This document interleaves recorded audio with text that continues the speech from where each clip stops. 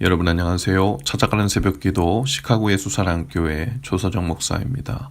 오늘도 변함없는 주님의 은혜와 평강이 저와 여러분의 삶에 종일 풍성하기를 기도합니다. 오늘 말씀은 창세기 21장 14절에서 19절까지 말씀입니다. 제가 읽어드리죠. 아브라함이 아침에 일찍 일어나 떡과 물 한 가죽 부대를 가져다가 하갈의 어깨에 메워주고 그 아이를 데리고 가게 하니 하갈이 나가서 브엘세바 광야에서 방황하더니 가죽 부대의 물이 떨어진지라 그 자식을 관목 덤불 아래에 두고 이르되 아이가 죽는 것을 참아보지 못하겠다 하고 화살 한바탕 거리 떨어져 마주 앉아 바라보며 소리내어 우니 하나님이 그 어린아이의 소리를 들으셨으므로 하나님의 사자가 하늘에서부터 하갈을 불러 이르시되 하갈아 무슨 일이냐 두려워하지 말라 하나님이 저기 있는 아이의 소리를 들으셨나니 일어나 아이를 일으켜 내 손으로 붙들라 그가 큰 민족을 이루게 하시리라. 하나님이 하갈의 눈을 밝히셨으므로 샘물을 보고 가서 가죽 부대에 물을 채워다가 그 아이에게 마시게 하였더라. 아멘. 하갈이 또 한 번 집에서 쫓겨나죠. 지난번에 임신했을 때 주인 사라를 멸시했다가 쫓겨났었는데 이번엔 하갈의 아들 이스마엘이 이삭을 놀리다가 사라에게서 미움을 사고 맙니다. 이삭이 막 태어났을 당시 이스마엘은 14살이었습니다. 그러니 이스마엘이 철이 없어서 알지 못하고 이삭을 놀렸던 것보다는 아마도 고의적으로 질투하는 마음에 놀리다가 미움을 산 것 같습니다.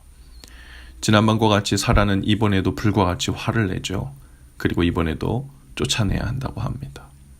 아브라함은 이 일로 매우 큰 근심이 되었고 사라의 말대로 하라는 하나님의 말씀을 듣고는 하갈과 이스마엘을 따로 정착해 살라고 내보내고 말죠.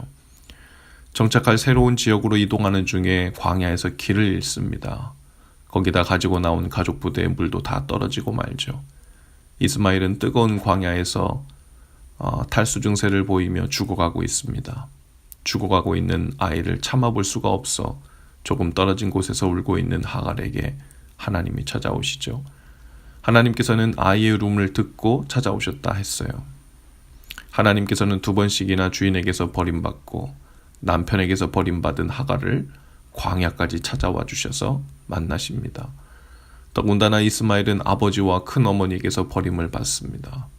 14살이면 이미 돌아가는 모든 상황을 알고 또 그 마음에 충분히 상처가 될 나이죠. 이스마엘은 장남이었지만 약속의 자녀가 아니었습니다. 이 모자는 아브라함이 떠날 때 들려준 가죽 부대에 물이 떨어지면 이제 죽는 길 뿐이라고 생각했던 것 같아요. 아마도 그 가죽 부대를 생명처럼 붙들고 조금씩 모자가 나눠 마시며 그 물이 다 떨어졌을 때 동시에 살 소망까지 같이 떨어진 것 같습니다. 오늘 우리들 가운데 사라와 이스마엘 같은 상황에 계신 분들이 있을 거예요. 넉넉지 않은 생존의 물이 들어있는 어떤 가죽 부대를 의지하여 불안하고 근신하며 인생 광야에서 간신히 삶을 연명하고 있는 듯한 느낌이죠. 어떤 분들은 미국에 살면서 해결되지 않은 신분 문제와 재정 문제가 마치 아슬아슬하게 붙들고 있는 물 가죽 부대일 수 있고 어떤 분들은 가장 사랑하고 있지 않은 사람들과의 심각한 관계 단절이나 질병으로 인해 마치 광야에서 가죽 부대의 물이 다 떨어져 이제 죽을 시간만 기다리고 있는 것 같은 느낌으로 살고 있는 분들도 계실지 모르겠습니다. 그러나 하나님께서 그 소망 없어 울고 있는 하갈과 이스마엘을 찾아오시죠. 그리고 분명히 말씀해 주십니다. 이스마엘이 약속의 자녀가 아닌 것이 아니라는 거예요.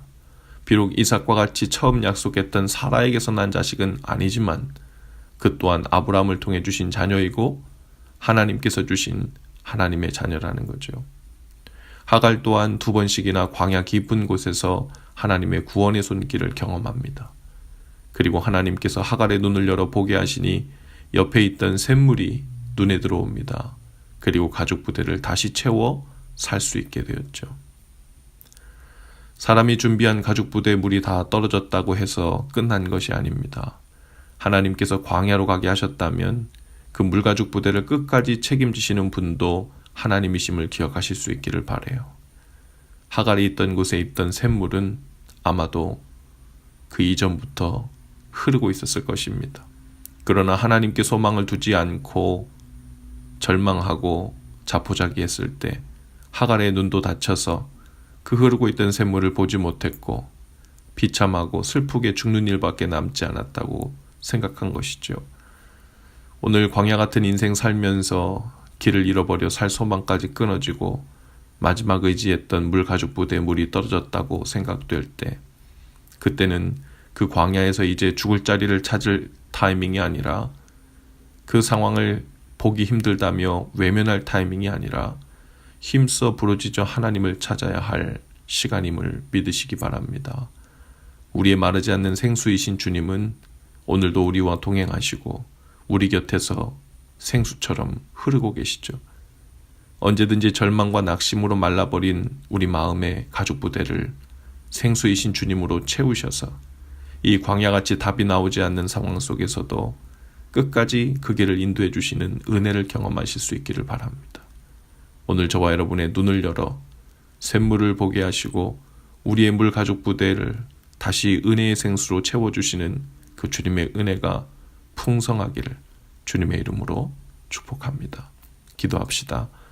주님, 광야 같은 인생에서 방황하여 절망하고 가죽 부대의 물까지 떨어져 살 소망도 기력도 의지도 잃어버린 것 같은 그 하갈과 같은 심정으로, 이스마엘과 같은 안타까움으로 광야에 던져져 방치된 것과 같은 우리 사람들에게 찾아와 주옵소서. 거기서 결탄코 방치되지 않으시고 방치하지 않으시고 돌보시는 주님을 만나게 하시고 끝까지 생명수가 되셔서 책임져 주시는 그 은혜의 손길을 경험하는 날 되게 하옵소서. 예수님 이름으로 기도합니다. 아멘. 여러분, 오늘도 예수 사랑으로 화이팅입니다. 내일 아침에 다시 찾아뵙지요.